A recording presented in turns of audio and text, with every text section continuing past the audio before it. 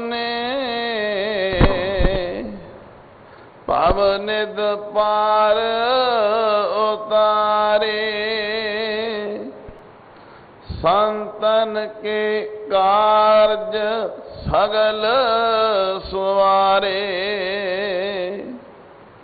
दीन दयाल कृपाल कृपा नित, पूरन खसम हमारे। रहाओ आओ बैठ आदर सब थाई, ऊन न कतूं बाता। भगत सिर पाओ दियो जन अपने, प्रताप नानक प्रभ जाता। आओ बैठ आदर सब थाई, ऊन न कतहूं बाता। भगत सिर पाओ दियो जन अपने, प्रताप नानक प्रभ जाता। वाहेगुरु जी का खालसा, वाहेगुरु जी की फतेह। वाहिगुरु। तू सुल्तान, तू सुल्तान, कहाँ हूँ मियाँ तेरी कवन वडाई। जो तू दे हैं सो कहाँ स्वामी। मैं मूरख कहन न जाय, जो तू दे हैं सो कहाँ स्वामी। मैं मूरख कहन न जाय।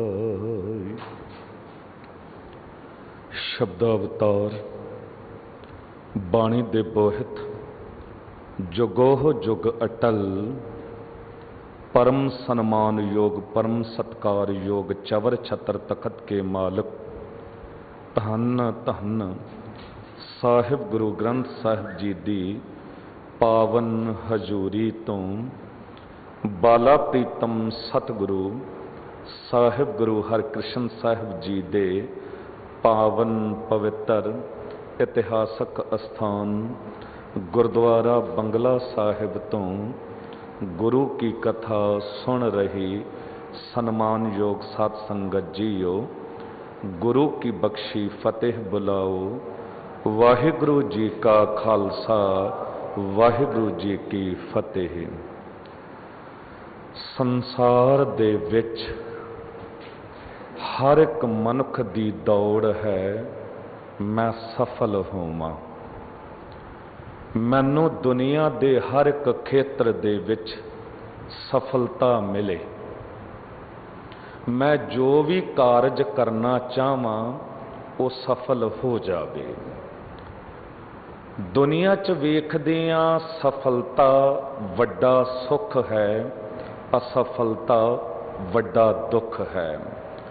असफल बंदे नूं कोई भी मान इज्जत नहीं दिंदा, सत्कार नहीं दिंदा। बच्चा आरंभ करदा है अपने जीवन की आरंभता जीवन के खेत्र विच सफलता प्राप्त करन लई पढ़ाई तो। पर जिहड़ा बच्चा स्कूल जाके पढ़ाई विच भी सफल ना हो सके, हर क्लास दे विच वो असफल नज़र आवे, हर सबजैक्ट दे विच पिछे रह जावे, उन्होंने कोई इज्जत नहीं मिलती। उन्होंने ना ते स्कूल कॉलेज दे विच कोई वडियाई, कोई सत्कार मिलता है, ना माँ बाप कोल। वड्डा दुख हुंदा उस बच्चे लई, ते वेखण नूं मिलदा इहो जे असफल बच्चे कई वारी आत्म हत्या करन तक जांदे ने, डिप्रेशन विच आ जांदे ने।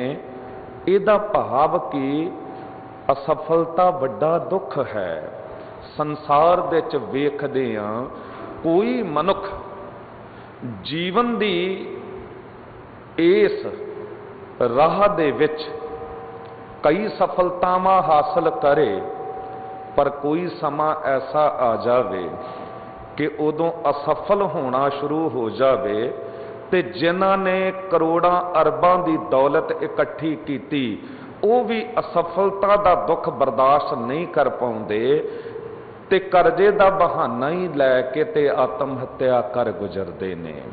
संसार दे च असफल मनुख हर वेले दुखी रहिंदा है, ते सफल मनुख हमेशा ही सुखी वसदा है।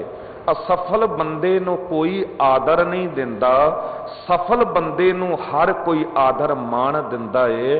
वो कोई भी खेत्र होवे, भावें राजनीति दा खेत्र होवे, भावें समाज दा खेत्र होवे, भावें किसी होर कारज दा सफर होवे, हर पासे सफल बंदे नूं लोग बुला बुला के ते कई प्रकार नाल सरोपाओ पाउंदे ने, होर तरीके दे नाल सन्मान दिंदे ने, विखावे बहुत कीते जांदे ने, ताकि सफल बंदे दी नज़रां विच मेरी कोई बुकत बन जावे, मैं ओदी नज़रां च चढ़ जावां, ते उस सफल बंदे तो कुछ मैनू भी प्राप्त हो जावे।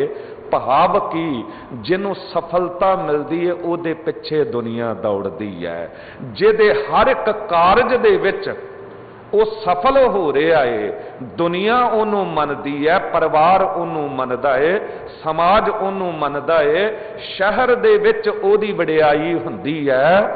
साहब कहंदे एक धार्मिक खेत्र भी है, धार्मिक जगत भी है, उथे इन्हां दुनियावी सफलतावां नूं बहुता मान नहीं दिता जाता, उन्हां दी बहुती वडियाई नहीं हुंदी जिन्हां ने जीवन दे च कोई दुनियावी सफलतावां हासिल कीतियां ने, जिन्हां दे कुछ दुनियावी कारज सफल हो गए ने।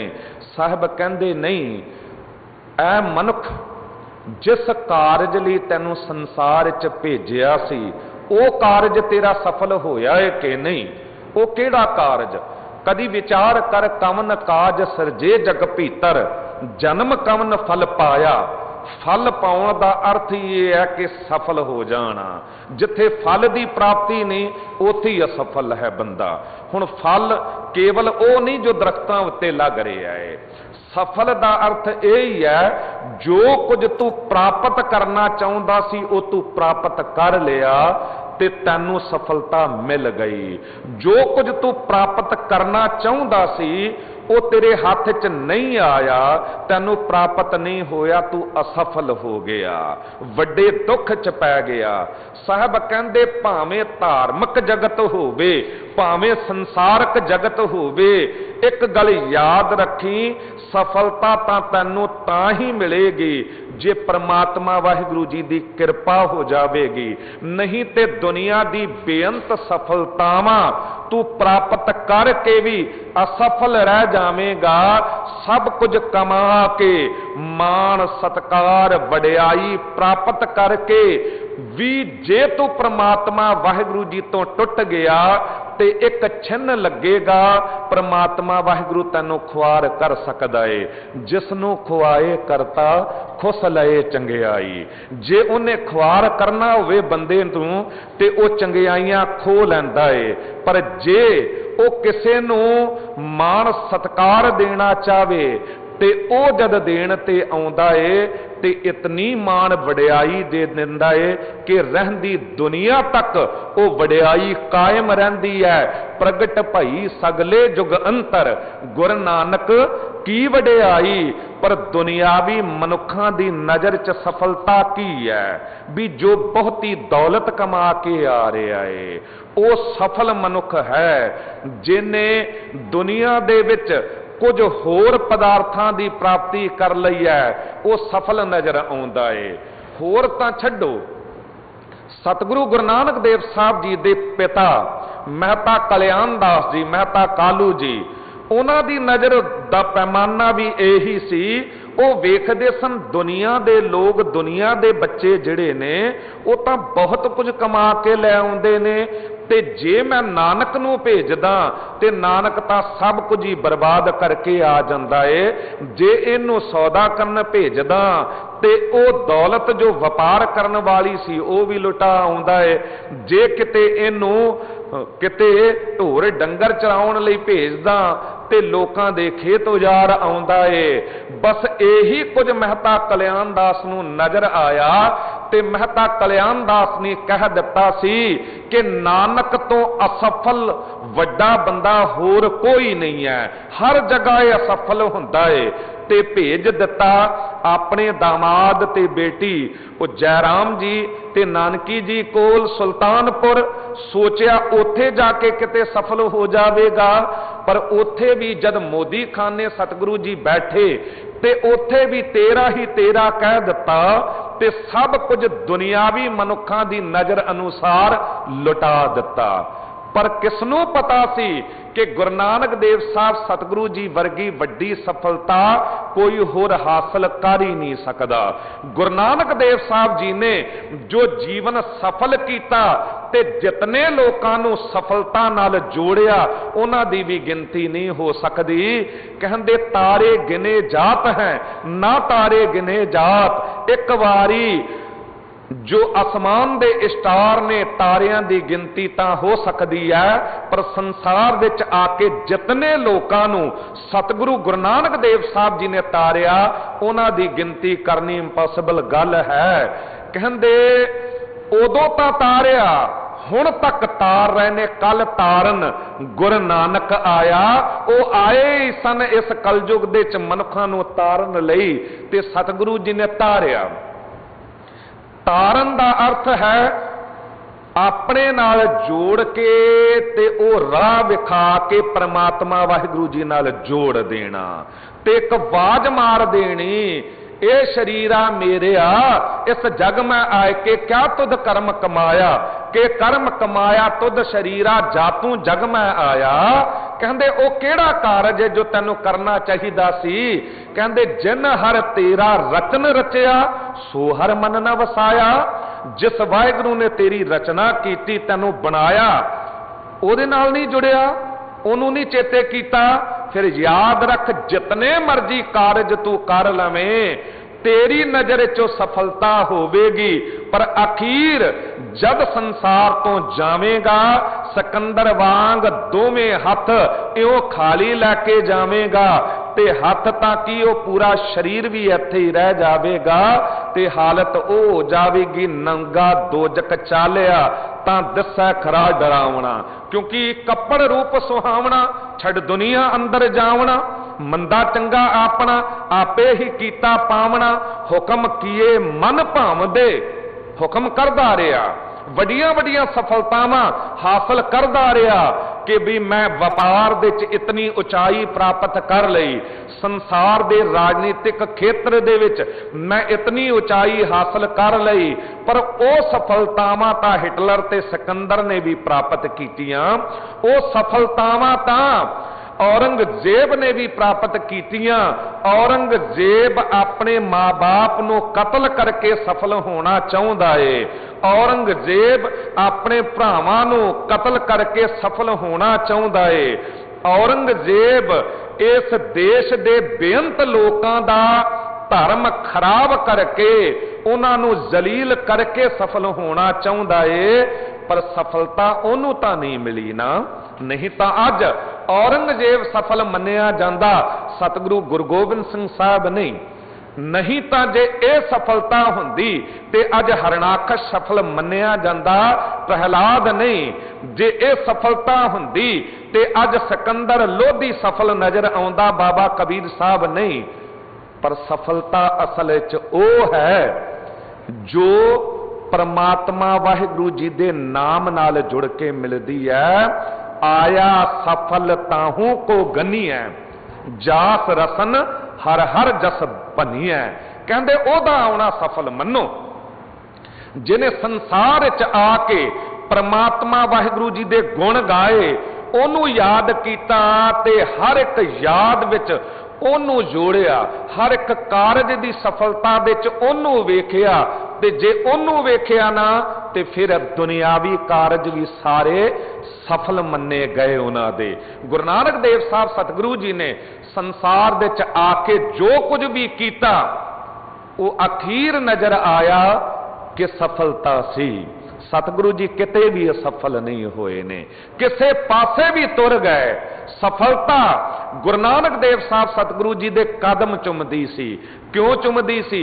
इस करके क्योंकि गुरु नानक देव साहब सतगुरु जी हर वेले परमात्मा वाहिगुरु जी नूं हाजर नाजर जानते सन ते कह दिंदे सन, ऐ मेरे मालक वाहिगुरु तू दरे आओ दाना बीना, मैं मछली कैसे अंत लहा, जह जह देखा तह तह तू है, तुझ ते निकसी फूट मरा। उदाहरण भी क्या कमाल दिता है। तुसी देखो ना भी मच्छी जो है पानी दे विच है ते वो पानी दे विच है तां ओदा जीवन है, पानी तो कड्डो तां मौत है। गुरु नानक देव साहब जी कहंदे मैं भी एक निक्की जी मच्छी हां। मालक वाहिगुरू तू मेरे लिए पानी है, तू मेरे लिए दरिया है। जे मैं तेरे विच रहिंदा हां तां जींदा हां, तेरे तो वख अपने आप नूं करां उदों ही मेरी मौत है, उदों ही मेरी मौत है। पर असी तां अपनी वखरी होंद बना के चलदे हां। असी हर वेले यही कहते मैं भी कुछ हाँ जी, मैं ना होवां तां कुछ नहीं हो सकता, मेरे तो बिना भी तुसी कुछ कर सकते हो, करके विखाओ। बस मैं गरीब तो लैके अमीर तक, गरीब नूं तुसी कदी गल करके वेखो कि वह गरीब है। जे किते उन्हें दुनियावी पदार्थों की प्राप्ति करनी है, विखावा कर गुजरेगा, भिखारी तक बन के विखा देगा। पर जद ओदे नाल दूजे प्रकार की गल ते दूजा पक्ष वेखो ना, ते ओ इतना अंदरों आकड़िया हुंदा है कि कह दिंदा जी मेरी तां इज्जत है नहीं ते तुहाडी रहन नहीं देनी, या कह दिंदा जितना कुछ तुहाडे कोल है ना मेरे कोल हुंदा फिर मैं तुहानूं दसदा। हुण इह गरीबी नहीं, गुरमत रिदा गरीबी आवे। साहब कहंदे जे किते तू हर एक कारज दे विच परमात्मा वाहिगुरू नूं नाल खड़ा वेखेगा ना, फिर कारज दे च सफलता मिलेगी ते वो असल सफलता होवेगी। सिख नूं गुरु ने एक सिद्धांत दिता, कीता लोड़ीए कम सो हर पै आखी है, कारज देह सवार सतगुर सच साखी है। कहते सिख कोई भी कारज करन लगदा है वो पहला अरदास करदा गुरु अगे, परमात्मा वाहिगुरू अगे, ऐ मेरे मालक वाहिगुरू मैं कारज करन लगा हां ते तेरी कृपा होवेगी तां ये कारज सफल होवेगा। ते जिथे परमात्मा वाहिगुरू जी नूं याद कर लिया उदों ही वह गल बन जाती है, संतां के कारज आप खलोया, हर कम करावण आया राम, धरत सुहावी ताल सुहावा, विच अमृत जल छाया राम। गुरु अर्जन देव साहब सतगुरु जी दरबार साहब ते अमृत सरोवर की रचना कर रहे हैं, ते ये नहीं कहते कि मैं बना रहा, कहते नहीं मालक वाहिगुरू आप आके ये कारज करवा रहा, जिसका कारज तिन ही किया मान सकिया विचारा राम। असी तां छोटा जा मकान बनान तुरीए ना ते दावे करदे नहीं थकदे जी मैं बना रहा मकान, मैं ये कुछ कीता तां ये हो रहा, मता किते हो सकदा सी। पर सब कहंदे नहीं, ऐ मनुख ना तू अपने आप नूं बना सकिया है, ना तेरे तो कुछ बन सकता है, तेरे वस च ही कुछ नहीं। सतगुरु जी अज दे शब्द दी विचार विच सानू समझा रहे ने, जो रहाव दी पंक्ति है, कहंदे संतन के कारज सगल सवारे, दीन दयाल कृपाल कृपानद पूर्ण खसम हमारे। कहंदे जे किते कोई ओदा सेवक बन जावे, जे ओदे नाम नू जपण वाला कोई बन जावे, वो अपने सेवकां दा, संतां दा, भगतां दा ओ कारज आप सफल करदा है। विच करता पुरख खलोया, वाल ना विंगा होवा। जे विच आके परमात्मा वाहिगुरु आप खड़ा हो जावे ना, फिर कोई विघन पै नहीं सकदा। पर कोई मनख उथे भरोसा करे तो सही।